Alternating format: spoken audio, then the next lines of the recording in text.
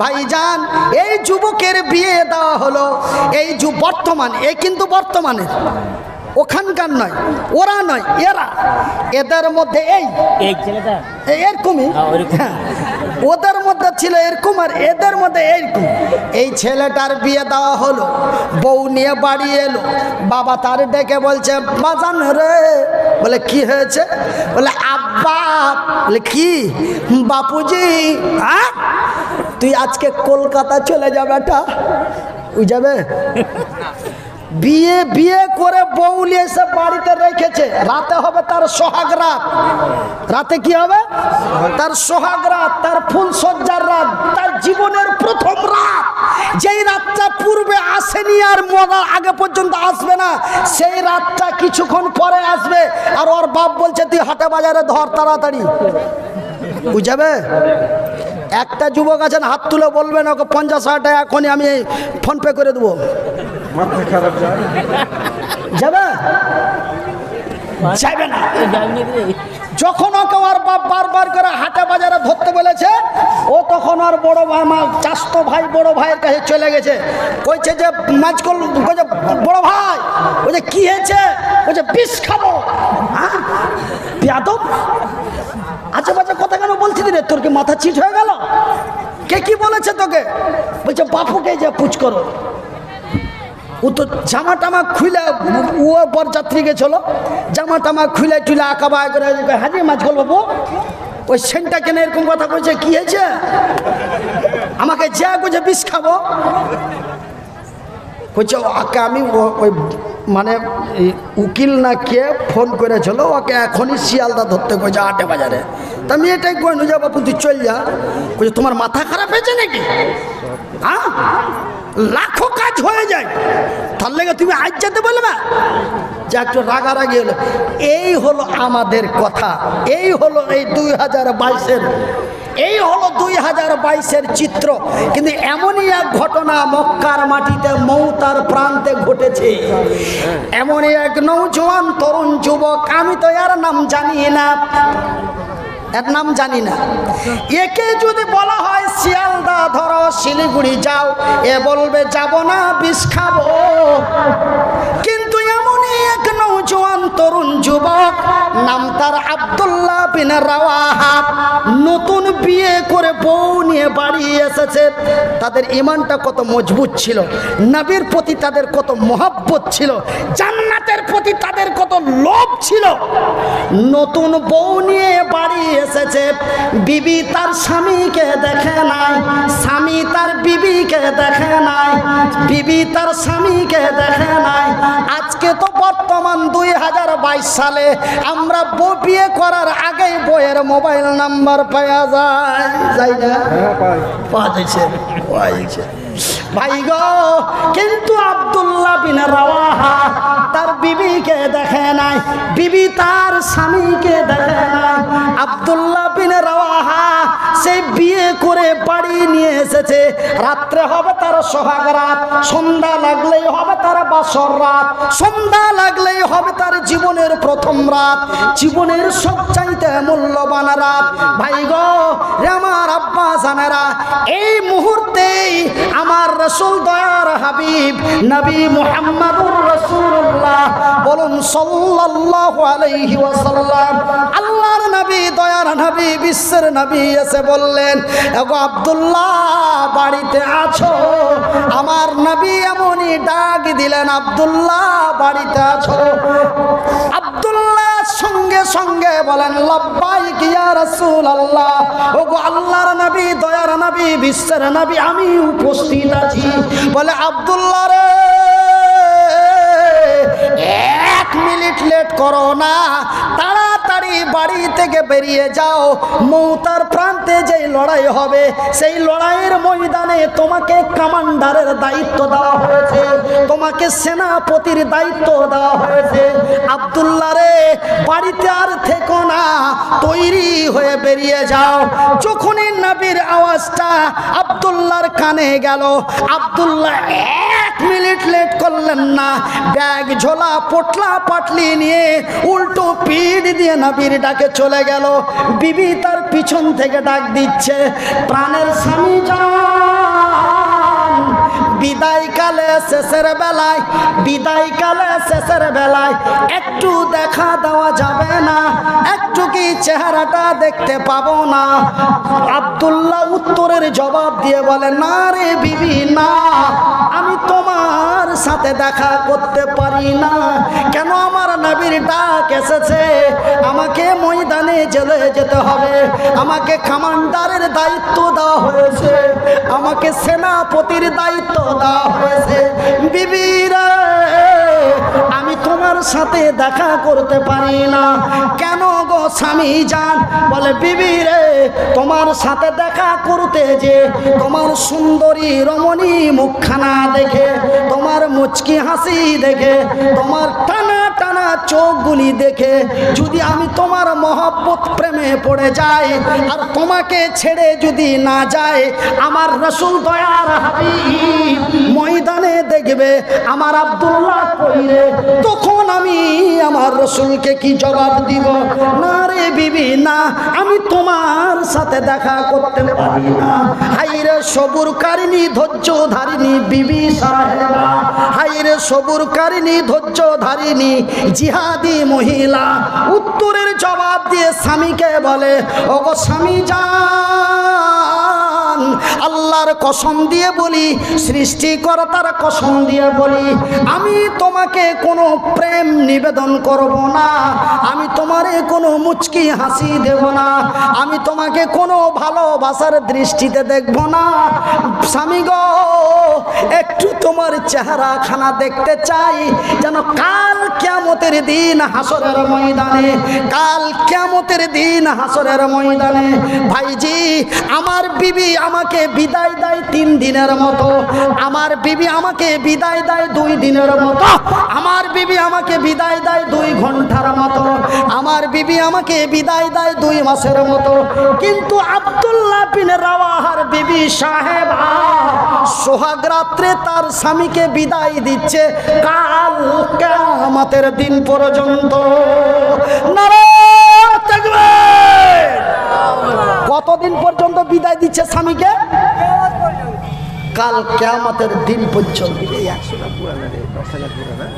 বলে, স্বামী জান, একটু তোমার চেহারাটা দেখতে চাই, যেন কাল কিয়ামতের দিন হাসরের ময়দানে আমার স্বামী আব্দুল্লাহকে দেখে চিনতে পারি, এটা আমার সোহাগ রাতের স্বামী আমার আব্দুল্লাহ।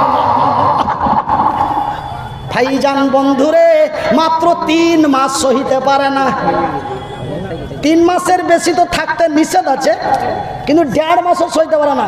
ও ফোন করে গেছে, কাল লাগছে চলে যাওয়ার কথা ছিল, তো কাল লাগছে যাবে না, 2 দিন আর কষ্ট করো। মানে লাইনে আর একজন আছে,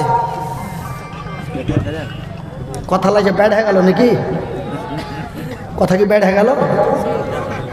ঘটনা তো এরকম ঘটছে নাকি? ভাইজান বন্ধুরা, আমার পর্দা নাসিন মায়েরা শুনে জানা, রাতের বেলা নিজের যৌবনকে কন্ট্রোল করে সোহাগ রাত্রের স্বামীকে কাল কিয়ামতের দিন পর্যন্ত জিহাদের ময়দানে বিদায় দিয়ে দিল। ভাই গো, সেই নারীটা কি ইমানদার মহিলা ছিল, তার ইমানের কি জোশ ছিল, জান্নাতের কি লোভ ছিল, নবীর কি ভালোবাসা ছিল। জান্নাতের লোভে পড়ে, নবীর ভালোবাসায় পড়ে সোহাগ রাত্রের স্বামীকে জীবনের মতো বিদায় দিয়ে দিল। মোহাম্মদ তুমি ওগো খোদার পিয়ারা,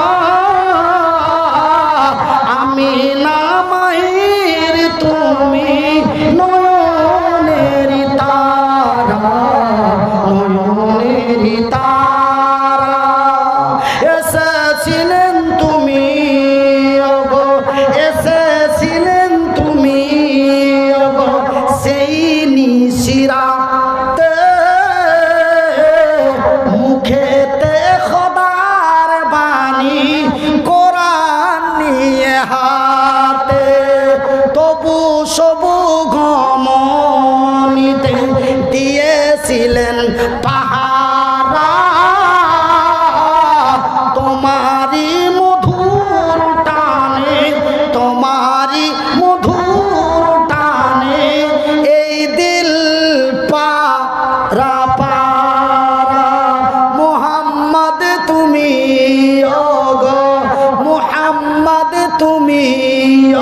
গো খোদার পিয়ারা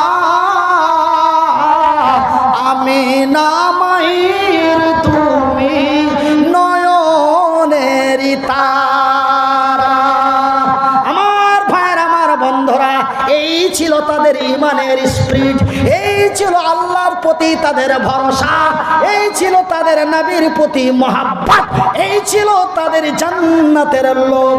শহীদ যদি হয়ে যায়, আমার রাসূল দয়ার নবী বিশ্বের নবী বলেছেন, যারা মদের বিরুদ্ধে, সুদের বিরুদ্ধে, অন্যায়ের প্রতিবাদ করে সত্যের পতাকা হাতে নিতে যে যারা শহীদ হয়ে যায়, তাদের বিনা গোসলে দাফন করা হয় এবং তাদেরকে বিনা হিসাবে আমার আল্লাহর জান্নাতে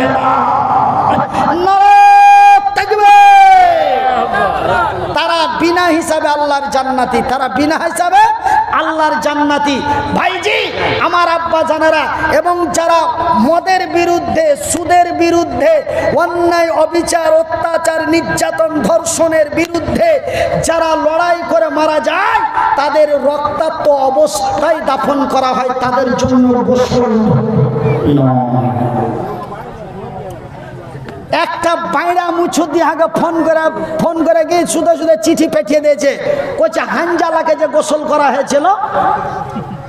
তো প্রশ্নটা আরো ওয়াজ শোনার লেগে করলে না, ও বেড়া পাকা মধ্যে গেলে 3 পাতা পড়েছে দিয়ে মুচুদ্দি করে যে হ্যাঁ এত লোকের মধ্যে ছোট মুলুইকে প্রশ্ন করতে পারি, এটা মনে করে করলে আমি আর চিঠিটা পড়ে দেখে বুঝতে পারি কিচ্ছু নয়, ই ওয়াজ আরো বাড়াইবার লেগে এটা মানে যে কি আমাকে উস্কে দিলে যে বিনা হিসাবে গোসল দেওয়া হয়, কিন্তু হানজালাকে কেন গোসল দেওয়া হলো? হানজালাকে কেন গোসল দেওয়া হলো? আমি এটাও আপনারাকে বলবো, একটু ধৈর্য ধরেন আমার মায়েরা, অনেক রাত্রি, আপনারা আরেকটু ধৈর্য ধরেন মাশাআল্লাহ। তো ভাইজান, আপনারা আব্দুল্লাহ বিন রাওয়াহার কথা শুনলেন। এবার আমি যখন প্রশ্নের মধ্য দিয়ে হানজালার কথা এসে গেল, তখন আমি হানজালার কথা বলবো ইনশাআল্লাহ। হানজালার কথা বলবো নাম্বার 1, নাম্বার 2 আমাদের ঈমানটা কোন জায়গায় গেছে, জায়গাটার নাম কি, নাম্বার 3 যে ওরা বিজয় হলো, এরা পেদানি কেন খেলো, এই 3টা কথা আপনারাকে বলবো। তবে ভাইজান, এই 11টা যে 12টা থেকে এই 1টা পর্যন্ত এতক্ষণ ধরে যে ওয়াজ শুনলেন না ওয়াজ মানলেন, ওয়াজ দেখলেন না ওয়াজ গাইলেন, আমি 15 মিনিট একটু পরীক্ষা করব। হানজালার কথা শুনে ঝরঝর করে কাঁদছে, আব্দুল্লাহর কথা শুনে চোখের পানি ছেড়ে এরকম হচ্ছে, লাগছে ইমানদারের বেটা ইমানদার হয়ে গেল। আর যখন এই কথা বলেছি, আছেন কোন আল্লাহর বান্দা, আমার রাসূল দয়ার হাবিব বলেছেন, মান বানা লিল্লাহি মাসজিদান বানাল্লাহু লাহু বাইতান ফিল জান্নাত। আমার নবী দয়ার হাবিব বলেছেন, যারা আল্লাহর ঘর বানায়, আল্লাহ তাদের ঘর বানায়। আল্লাহর ঘর বানা হয় পিণ্ডল তলায়, আল্লাহ বান্দার ঘর বানায় তার জান্নাতে। আব্দুল্লাহ যদি সোহাগ রাত্রের বিবি দিতে পারে রে, আপনারা কি মসজিদের জন্য টাকা 5000 দিতে পারেন না? কই যে চবে ভইলটা বাড়ি চ, মুলবি আর ওয়াজ করবে না, এখন চান্দা করবে। এতক্ষণ খুব লাখ ফুলিয়া কান্দন দেখা চলো হানজালার কথা শুনে।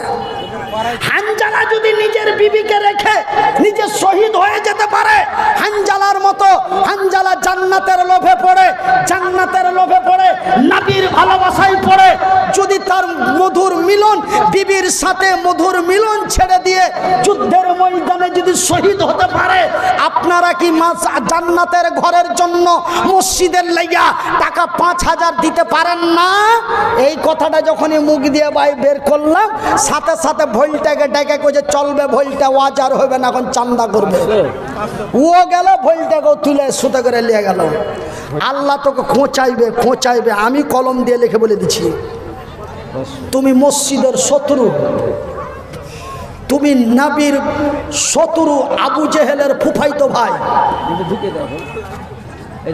কেন তুই তো 2 টাকা দিবি না, কেউ দিব মনে করে বসে আছে, ওর মনটাকে ভাঙিয়ে এলে তুই একগুড়ি জালসাটাকে ভাঙে টাঙে পাল্লে গেলি যে আর ওয়াজ হবে না, এখন চান্দা হবে।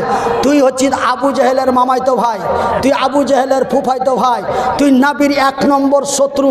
কেন নাবি বলছে মাম বানা লিল্লাহি মসজিদান বানাল্লাহু লাহু বাইতান ফিল জান্নাহ, যারা আল্লাহর ঘর বানায় আল্লাহ তাদের ঘর বানায়। আল্লাহর ঘর বানা হয় সাহারা তালায়, আল্লাহ বান্দার ঘর বানায় তার জান্নাতে। আছেন জি সেই হানজালার মতো, আছেন গো আব্দুল্লাহর মতো, আছেন গো মাসুদের মতো। তারা যদি জান্নাতের লোভে পড়ে নবীর ভালোবাসায় পড়ে যদি জীবন দিতে পারে, আপনারা কি জান্নাতের ঘরের লেগে 5,000 টাকা দিতে পারেন না? ভাই দিতে পারেন আর না পারেন বসেন, কেউ দিচ্ছে আপনি ওকে দুয়াটা দিয়ে যান। জানেন জি দান করলে করিম আর জান্নাত পেলে রহিম। ইটা ফের কোন কথা? লোকটার হাত গেল উল্টা পাল্টা, কথা গেল উল্টা পাল্টা। এটা কোনো কথা হলো? দান করলে রহিম আর উপকার হলো করিম। এর মানে বুঝিয়ে দাও মৌলভী সাহেব, এর মানে বুঝবেন? দান করলে রহিম, কল্যাণ হলো করিম। এর মানে রহিমকে আমার আল্লাহ দেওয়ার মতো শক্তি দিয়েছে, করিম কোন রকম ঠেলা রিকশা চালিয়ে খায়।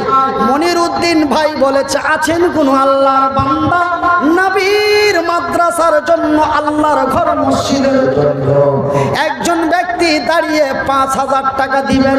বন্ধুরে আব্দুর রহিমের 10 বিঘা জমিন আছে, 5টা ব্যবসা বাণিজ্য ঘর বাড়ি আছে। আব্দুর রহিম সঙ্গে সঙ্গে দাঁড়িয়ে কানতে কানতে এসে 5,000 টাকা বের করে বলে, মাওলানা আপনি অসহায় মহতাজ অক্ষম মানুষ, আপনি আমার জন্য একটু খাস করে দোয়া করবেন। আমি এই পিন্ডলতলা মাদ্রাসার মসজিদের জন্য, আমি এই মাদ্রাসার জন্য, এই মসজিদের জন্য, এই পিন্ডলতলা মসজিদের জন্য আমি টাকা 5,000 দিলাম। আমি নারায়ে তাকবীর দিয়ে দোয়া করতে লাগলাম।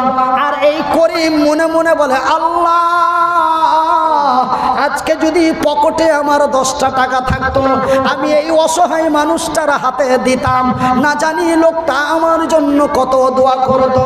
আল্লাহ তুমি যদি আমাকে দিতে, আমি যদি রহিমের মতো হতাম, আমিও অন্তত 2,000 টাকা দিতাম। এই যে করিমের দেওয়া দেখে রহিম আল্লাহর কাছে এমন কথা বলল। আমার আল্লাহ বলে, যা রে যা, ধন দায় মন পরীক্ষা করার জন্য। এইবার দেখা গেল রহিম দান করলো, করিম আবুদের দরবারে জানালো। আমার আল্লাহ সামনে 2023 সালের মধ্যে করিমকে বড় কল্যাণ করে দিল। দেখি তুই বেড়ামু করছিস না, আসলে তুই রহিমের মতন দিবি। এবার দেখা আল্লাহ তার ধন দৌলত দিয়ে দিলেন। ওই জন্য বলছি করিম দান করলে রহিমের কল্যাণ হইল। ওই জন্য বলছি ভাই, দিতে পারেন আর না পারেন বসে থাকেন, কেউ যদি দেয় ওকে দোয়াটা দেন। আপনি আফসোস করে আল্লাহকে বলেন, হতো আল্লাহ আপনাকে রহিমের মতো করে দিতে পারে ওয়াল্লাহি। ওই জন্য আপনারা খবরদার চাঁদা কালেকশনের সময় উঠে পেঠে পালায়েন না, কোনো জালসাতে পালায়েন না এবং কাউকে নিয়ে যায় না। আপনি যেছেন এক পাপি, আর একজনকে তুলে নিয়েছেন ডবল পাপি। থাম না হে থাম, 10 টাকা কালেকশন হয়েছে, মসজিদই হয়েছে, দিয়েছে হ্যাঁ না দে, লোকগুলাকে একটু দোয়া দিয়ে যা। আপনি বুঝিয়া বসান, আল্লাহ আপনাকে দানের মতন নেকি দিবে। তো ভাইজান বেশি লয়, অনলি মাত্র 15 মিনিটে 10টা লোক, 5,000 টাকা একটা, 1,000 টাকা করে 5টা, 500 টাকা করে 5টা, অনলি 15 মিনিটে 11 জন ব্যক্তি। আপনারা একটু ঝটপট চটপট করে আসেন। তারপরে আমি যে 3টা কথা আটকে দিলাম, ওই 3টা কথা টেবিলে রেখে দিলাম। এই 11টা লোক আমার হাতে আসবে, তারপরে আমি ওই টেবিল থেকে কথাটি উঠিয়ে নিয়ে আবার বলতে আরম্ভ করে দেবো যে আমাদের ইমানটা গেছে কোথায়, জায়গাটির নাম কি, আর ওরা বিজয় হলো এরা কেন প্যাদানি খেলো, ওরা বিজয় হলো এরা কেন বঞ্চিত হলো। তো ভাইজান নাম্বার আর একটা কথা কি বলতে চেয়েছিলাম, হ্যাঁ, যে শহীদদের গোসল দেওয়া হয় না, কিন্তু হাজরাতে হানজালাকে কেন গোসল দেওয়া হলো? এই তিনটা কথা আপনাদের বলবো। তবে 1000 টাকা করে 5টা, 500 টাকা করে 5টা এবং 5000 টাকা একজন। অনলি 11 জন ব্যক্তি, অনলি 11 জন ব্যক্তি। আপনারা একটু ঝটপট করে আসেন আমার ভাইয়েরা।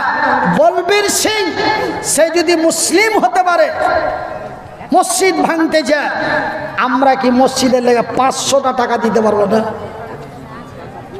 তো ভাই 500 টাকা করে 5 জন, একটা করে 1000 টাকা 5 জন, 5000 টাকা একজন। ওয়ানলি মাত্র 15 মিনিটের মধ্যে। তারপরে কথা যেখানে ছেড়েছি কথা ওখানে নিয়ে চলে যাবো ইনশাআল্লাহ। দয়াল মাওলা গো তুমি আমায় দয়া করো না, দয়াল আল্লাহ গো তুমি আমায় দয়া করো না, তুমি রহিম তুমি করিম। আমার মায়েরা, আজকে প্রোগ্রামে এসেছি, বাড়ি থেকে এসেছি, বাড়ি চলে যাব, কিন্তু আগামীকালকে যে বেরিয়ে যাব মালদা ডিস্ট্রিক্টে মুর্শিদাবাদ জেলাতে আসার মতো আর কোনো সিস্টেম নাই। যদি হায়াতে বেঁচে থাকি তবে আসবো, আর যদি মরে গেলাম তবে তো চলে গেলাম জীবনের মতো। কালকে বৈকাল 4টায় বেরিয়ে যাব, কালকে বৈকাল 5টায় বেরিয়ে যাব। হ্যাঁ, তো ভাইজান কালকে যাব কালিয়াচক, পরশুদিন যাব আসাম, তারপরে দার্জিলিং, জলপাইগুড়ি, এইভাবে চললো। তারপরে আবার চলে যাব হুগলি, হাওড়া, মেদিনীপুর, এমনি করে আবার নভেম্বর